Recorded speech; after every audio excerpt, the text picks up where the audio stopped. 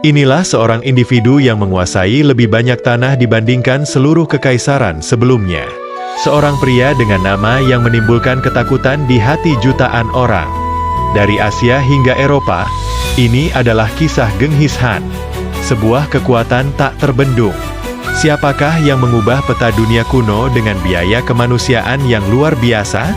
Jika Anda siap menyelami pikiran sang penakluk terbesar dalam sejarah dan mengungkap rahasia kelam kekaisarannya, pastikan untuk tetap di sini hingga akhir. Ini bukan sekadar pelajaran sejarah. Ini adalah kisah tentang kekuasaan, dendam, dan harga ambisi yang menakutkan. Bayangkan seorang anak laki-laki berusia 9 tahun, tersesat dan sendirian di lereng beku Mongolia. Ayahnya dibunuh oleh musuh, keluarganya terbuang dan kelaparan. Anak ini adalah Temujin, yang kelak menjadi Genghis Khan. Dipaksa untuk bertahan hidup demi dirinya dan keluarganya. Dari usia muda, dia belajar bahwa hidup adalah pertempuran dan kepercayaan adalah kemewahan yang tak bisa ia peroleh. Seperti yang akan Anda lihat, awal yang sulit ini membentuk seorang pria yang akan melakukan apa saja untuk bertahan hidup. Jika Anda berpikir pernah melihat pemimpin kejam sebelumnya, Genghis Khan akan memberikan definisi baru bagi kata kejam. Kenaikan Temujin benar-benar legendaris.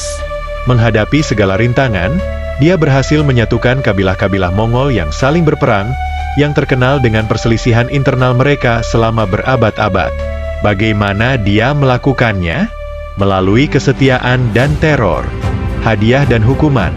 Pesannya tegas, ikuti saya, Anda akan sejahtera.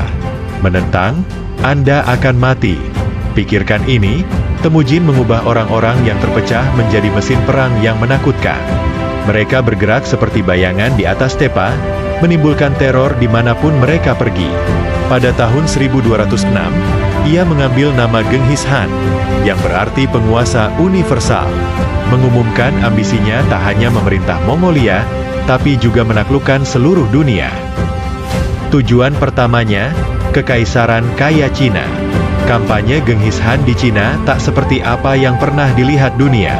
Dengan kebrutalan yang terencana, dia menghancurkan dinasti Hesia dan Jin, menghancurkan seluruh kota. Legenda kekerasannya menyebar luas, kota-kota mulai menyerah tanpa perlawanan, mencoba menghindari amarahnya. Namun, jika Anda pikir itu kejam, tunggu sampai Anda mendengar kampanyenya melawan Kekaisaran Khwarezmian. Bayangkan ini. Genghis Khan mengirim utusan untuk bernegosiasi damai, namun mereka dibunuh dengan dingin. Balasannya murni. Genghis Khan dengan kebencian tanpa henti, menyebarkan amarahnya sepenuhnya pada Kekaisaran Khwarezmian, yang sekarang adalah bagian dari Iran dan Asia Tengah. Pasukannya menghancurkan seluruh kota-kota, Bukhara, Samarkand, Nishapur. Genghis Khan tak hanya membunuh, dia juga merusak sungai-sungai hingga berwarna merah. Asap dari kota-kota yang terbakar memenuhi langit.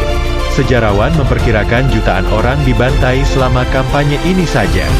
Pikirkan itu sejenak. Jutaan orang dihapus. Bayangkan bagaimana rasanya hidup di zaman ketika perlawanan bisa berarti kehancuran kota Anda, budaya Anda, dan cara hidup Anda. Cerita-cerita kebrutalannya hanya bertambah. Genghis Khan memanfaatkan rasa takut sebagai senjatanya. Jika Anda melanggarnya, dia tak hanya akan menghancurkanmu, dia akan memastikan dunia tak pernah melupakannya.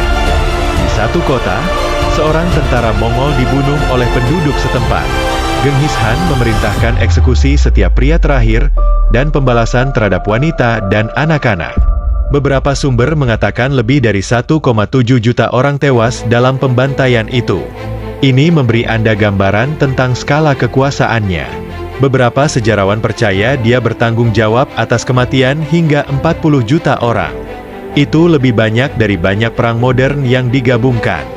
Ini bukan hanya tentang penaklukan, ini adalah teror yang diperhitungkan.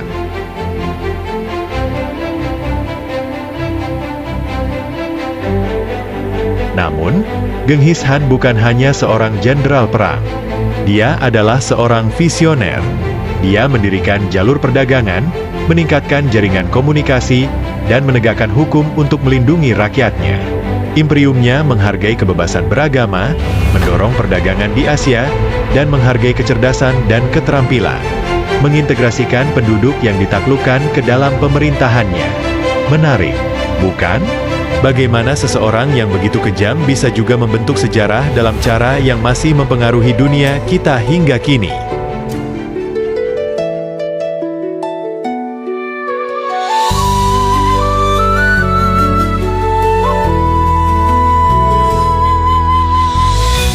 Cerita Genghis Khan berakhir pada tahun 1227, namun legasinya terus berlanjut.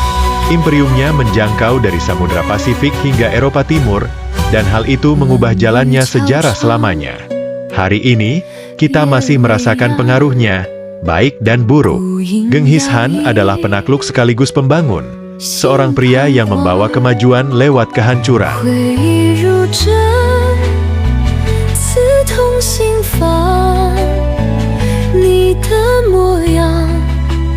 脑海里晃荡，情丝繁星。